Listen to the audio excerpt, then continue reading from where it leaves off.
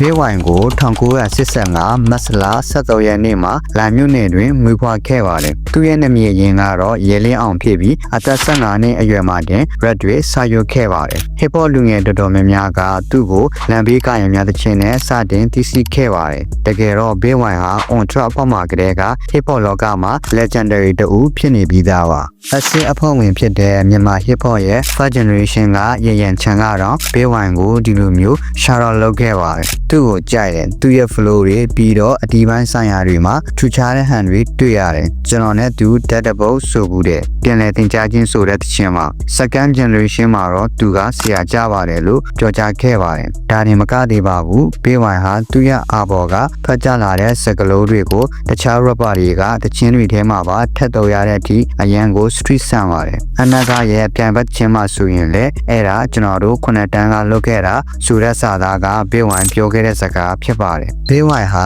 second generation က rapper ဆိုပေမဲ့သူနဲ့ generation 2တဲ့ rapper တွေကတော့သူ့ကိုဆရာတင်ထားကြပါတယ်နောက်ထပ်စိတ်ဝင်စားဖို့ကောင်းတာက third generation က VIP roster အဖွဲ့ဝင်ဖြစ်တဲ့ကျော်ထုဆွေနဲ့ကြောင်ကျက်တို့ကပါဘေးဝိုင်ကိုကြံနေတတ်ကြပါတယ်အဲ့ဒီထဲမှာ MJR အဖွဲ့ဝင်ဖြစ်တဲ့ဒီတစည်းလည်းအပါဝင်ဖြစ်ပါတယ်အဲ့ဒါကြောင့်မို့လို့ပဲဘေးဝိုင်ကိုမြန်မာ hip hop ရဲ့ underground king လို့တင်စားခေါ်ကြတာပဲဖြစ်ပါတယ်အခုဒီဗီဒီယိုကိုကြည့်နေတဲ့မိတ်ဆွေတို့ကကျွန်တော်တင်တဲ့အကြောင်းအရာတွေကိုစိတ်ဝင်စားတဲ့ဆိုရင်နောက်လာမယ့်ဗီဒီယိုအသစ်တွေကိုအမြဲကြည့်ရှုနိုင်ဖို့ကျွန်တော်ရဲ့ Facebook page နဲ့ YouTube channel တို့မှာ follow and subscribe လုပ်သွားလို့ရပါတယ်